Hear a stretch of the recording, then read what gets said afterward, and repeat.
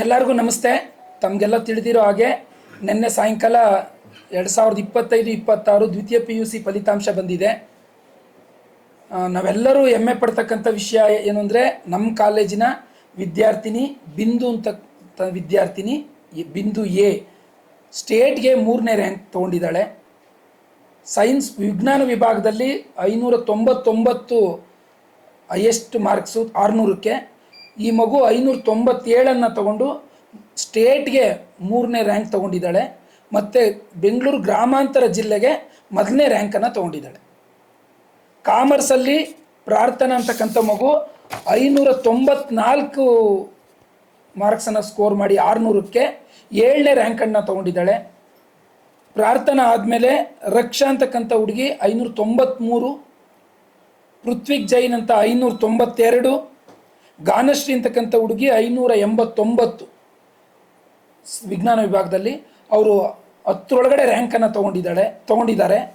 ಇಷ್ಟೇ ಅಲ್ಲದೆ 20ನೇ ರ್ಯಾಂಕ್ ಒಳಗಡೆ ಸೈನ್ಸು ಮತ್ತು ಕಾಮರ್ಸ್ ವಿಭಾಗದಿಂದ ಒಟ್ಟು 25 ಜನ 20ನೇ ರ್ಯಾಂಕ್ ಒಳಗಡೆ ತೊಗೊಂಡಿದ್ದಾರೆ.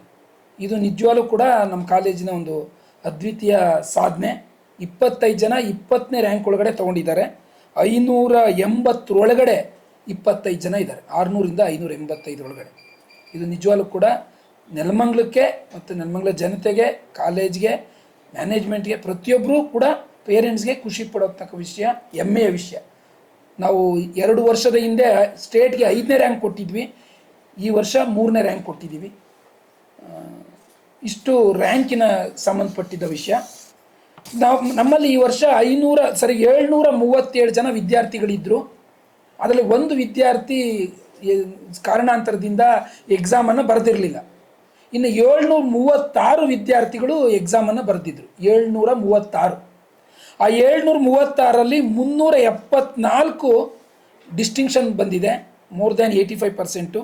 ಫಸ್ಟ್ ಕ್ಲಾಸು 355 ಬಂದಿದೆ, ಸೆಕೆಂಡ್ ಕ್ಲಾಸು 5. 736 ಜನದಲ್ಲಿ 734 ಜನ ಪಾಸಾಗಿದ್ದಾರೆ.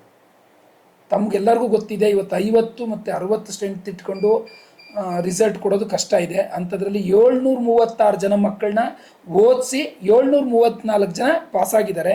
ಓವರ್ ಆಲ್ ಕಾಲೇಜ್ನ ರಿಸಲ್ಟು 99.76%, 99.76%. ಅದರಲ್ಲಿ ಒಂದು ಹುಡುಗ ಕನ್ನಡದಲ್ಲಿ, ಒಂದು ಮಗು ಮ್ಯಾಥ್ಸಲ್ಲಿ ಮಿಸ್ ಆಗಿದ್ದಾರೆ. ಅದನ್ನು ರಿವ್ಯಾಲ್ಯೂಷನ್ಗೂ ಅಪ್ಲೈ ಮಾಡೋರಿದ್ದೀವಿ ನಾವು ಇವತ್ತು ಕಳೆದ ಮೇಲೆ. ಆ ಕನ್ನಡದ್ದು ಮಗು ಮತ್ತು ಮ್ಯಾಥ್ಸ್ ಮಗು ಪಾಸ್ ಆಗೋ ಸಾಧ್ಯತೆಗಳಿದೆ. ಅದಾದಮೇಲೆ ತಮಗೆ ತಿಳಿಸ್ತೀನಿ ನಾನು. But 99.76% is our college over all pass percentage.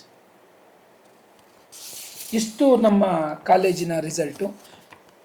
ಈ ಎಲ್ಲ ಫಲಿತಾಂಶಕ್ಕೆ ನಿಜವಾಗ್ಲೂ ಕಾರಣಭೂತರಾದವರು ಮಕ್ಕಳು ನಮ್ಮ ಮಾತನ್ನು ಕೇಳಿ, ನಾವು ಸ್ವಲ್ಪ ಕಠಿಣವಾಗಿ ನಡ್ಕೊಂಡಾಗ ಅದನ್ನು ತಗೊಂಡು ಕಷ್ಟಪಟ್ಟು ಓದಿದ್ದಾರೆ. ಮತ್ತು ಟೀಚರ್ಸ್ನ ಪರಿಶ್ರಮ, ಪೋಷಕರ ಸಹಕಾರ, ಮ್ಯಾನೇಜ್ಮೆಂಟ್ನ ಸಹಕಾರ, ಎಲ್ಲದಕ್ಕಿಂತ ಹೆಚ್ಚು ನಿಮ್ಮೆಲ್ಲರ ಸಹಕಾರ, ಮಾಧ್ಯಮದವರ ಸಹಕಾರ, ಮತ್ತು ನೆಲಮಂಗಲ ಜನತೆಯ ಒಂದು ಪ್ರೋತ್ಸಾಹ. ಯಾರೇ ಪೇರೆಂಟ್ಸ್ ಬಂದರು, ಪಬ್ಲಿಕ್ ಸಿಕ್ಕಿದಾಗಲೂ ಕೂಡ ಹೊಯ್ಸಳ ಕಾಲೇಜ್ ಬಗ್ಗೆ ಒಂದು ಒಳ್ಳೆ ಮಾತುಗಳನ್ನ ಆಡಿದಾಗ ನಮ್ಗೆ ಅದು ಇನ್ನೂ ಜವಾಬ್ದಾರಿನ ಜಾಸ್ತಿ ಮಾಡ್ತಿತ್ತು.